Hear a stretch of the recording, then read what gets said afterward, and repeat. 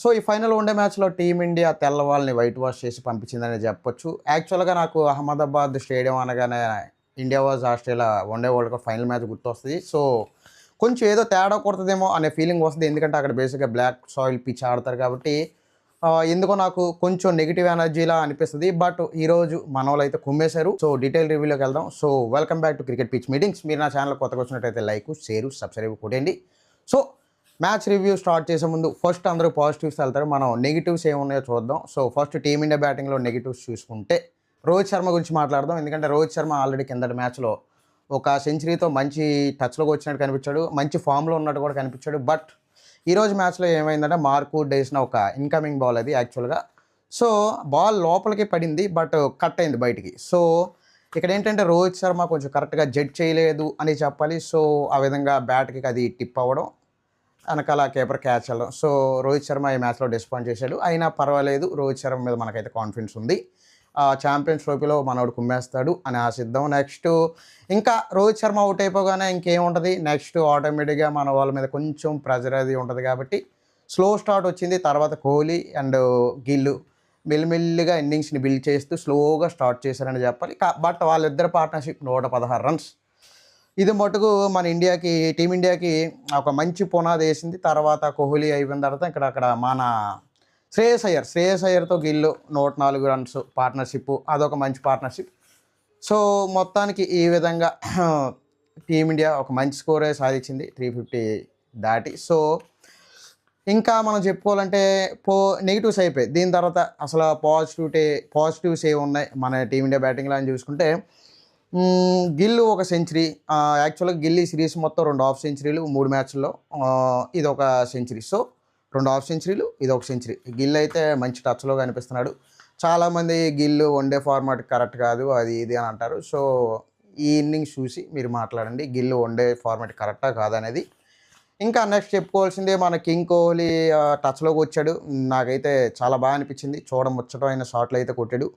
అలాగే ఈ మ్యాచ్తో మన కింగ్ కోహ్లీ ఒక మైల్ స్టోన్ కూడా దాటేశాడు. అదేంటంటే ఇంటర్నేషనల్ మ్యాచ్లో టీమ్ ఇంగ్లాండ్ మీద 4000 రన్స్ కొట్టిన ఫస్ట్ ఇండియన్ బ్యాట్స్మెన్గా మన కోహ్లీకి ఒక రికార్డ్ అయితే ఈరోజు సెట్ అయిందని చెప్పొచ్చు. సెకండ్ ప్లేస్లో మన సచిన్ టెండూల్కర్ 3990 రన్స్తో ఇంగ్లాండ్ మీద ఎక్కువ రన్స్ కొట్టిన బ్యాట్స్మెన్లో సచిన్ టెండూల్కర్ సెకండ్ ప్లేస్లో ఉన్నాడు. సో ఇదొక పాజిటివ్. అంటే ఇంకా పాజిటివ్స్ అంటే మన శ్రేయస్ అయ్యర్ కూడా అసలు టీమ్ 11లో సెలెక్ట్ చేయడానికి ఏంటి రీజన్ అని కొంతమందికి డౌట్లు అయితే వచ్చాయి. సో ఆల్రెడీ ఈ సిరీస్లో 3 వన్డేలు ఎలా ఆడాడో మనం చూసాం. ఒక వన్డే కొంచెం తడబడిన, మిగతా 2 ఈరోజు జరిగిన మ్యాచ్, ఫస్ట్ మ్యాచ్ దొల్లగొట్టాడని చెప్పాలి. ఈరోజు టోటల్ 78 రన్స్ అయితే శ్రేయస్ అయ్యర్ కొట్టాడు. సో కుమ్మేసాడని చెప్పాలి. నెక్స్ట్ ఇంకా టీమిండియా బౌలింగ్ విషయానికి వస్తే బొక్కలు ఏమైనా ఉన్నాయా అంటే చెప్పుకోవచ్చు. మనం యాక్చువల్గా ఏమైందంటే మన సింగ్ ఈజ్ కింగ్, హర్షదీప్ సింగ్ టీవీలో కామెంటేటర్స్ ఏం చెప్తున్నారంటే హర్షదీప్ సింగ్ సరిగ్గా స్వింగ్ అవ్వట్లేదు బాల్ అది ఇది అన్నారు, కానీ టీవీలో చూడడానికి అయితే బాల్ అయితే స్వింగ్ అవుతున్నట్టే కనిపించింది. సో ఫస్ట్ 2 ఓవర్లు ఎక్స్పెన్సివ్గా కనిపించాడు. అందులోని 5th ఓవర్ చూసుకుంటే హర్షదీప్ సింగ్ వేసిన 5th ఓవర్ అక్కడ డకెట్ 4 4 అయితే బాదాడు, కుమ్మి వదిలేశాడని చెప్పాలి. దాంతోపాటు ఇంకా మాట్లాడుకోవాల్సింది హర్షిత్ రాణా కూడా ఫస్ట్ 2 ఓవర్స్ చాలా ఎక్స్పెన్సివ్గా ప్రూవ్ అయ్యాడు.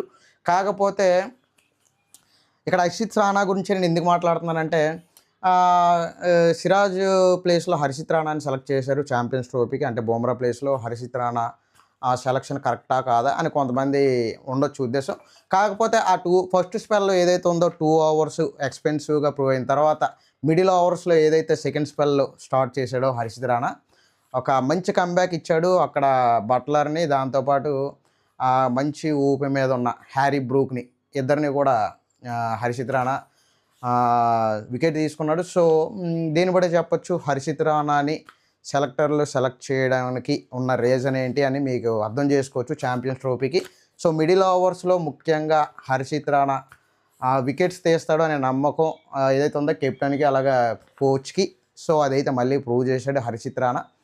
అలాగే ఇంకా ఇంగ్లాండ్ వైపు బ్యాటింగ్ చూసుకుంటే పెద్దగా ఏం లేదు. 2 పార్ట్నర్షిప్ గురించి మాట్లాడుకోవాలి. అది ఓపెనర్స్ డకెట్ ఇంకా సాల్ట్ ఒక 60 రన్స్ అయితే కొట్టారు.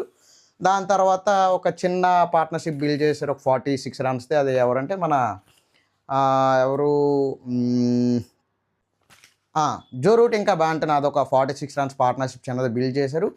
కానీ అక్కడ మనం మాట్లాడుకోవాల్సింది ఏంటంటే ఫస్ట్ 10 ఓవర్స్ అంటే పవర్ ప్లే అయ్యేలోపు ఇంగ్లాండ్ స్కోర్ చూస్తే 82 రన్స్ అంటే మంచి పొజిషన్‌లో ఉంది. కాకపోతే వాళ్ళకేంటంటే ఆ తర్వాత మన వాళ్ళు సరైన పార్ట్నర్‌షిప్ బిల్డ్ చేసే టైం ఇవ్వలేదు. రెగ్యులర్ ఇంటర్వెల్‌లో వికెట్లు తీశారు. సో, దానివల్ల ఇంగ్లాండ్‌కి గట్టి దెబ్బే తగిలింది. టార్గెట్‌ని రీచ్ అవ్వలేకపోయారు. 142 పరుగుల భారీ ఓటమైతే ఇంగ్లాండ్ మూటగట్టుకుందనే చెప్పాలి. సో, ఇంకా ఫైనల్‌గా మనం మాట్లాడుకోవాల్సింది కేఎల్ రాహుల్ గురించి. ఇక్కడ ఈరోజు చాలా విచిత్రంగా అందరూ ఎక్స్‌పెక్ట్ చేయని విధంగా కేఎల్ రాహుల్‌ని నంబర్ 5లోనే తీసుకొచ్చారు. దాని తర్వాత అక్షర్ పటేల్ వచ్చాడు కేఎల్ రాహుల్ తర్వాత. సో, అక్షర్ పటేల్ కన్నా ముందే కేఎల్ రాహుల్ ఎప్పటిలాగే నంబర్ 5లో వచ్చాడు. కానీ ఇక్కడ నా ఒపీనియన్ ఏంటంటే కేఎల్ రాహుల్‌ని నంబర్ 5 కాదు అంతకన్నా ముందే తీసుకురావాలి. ఎందుకంటే కేఎల్ రాహుల్‌ని చూస్తుంటే తన మైండ్‌లో ఏం రన్ అవుతుందో నాకు క్లియర్‌గా అర్థమవుతుంది.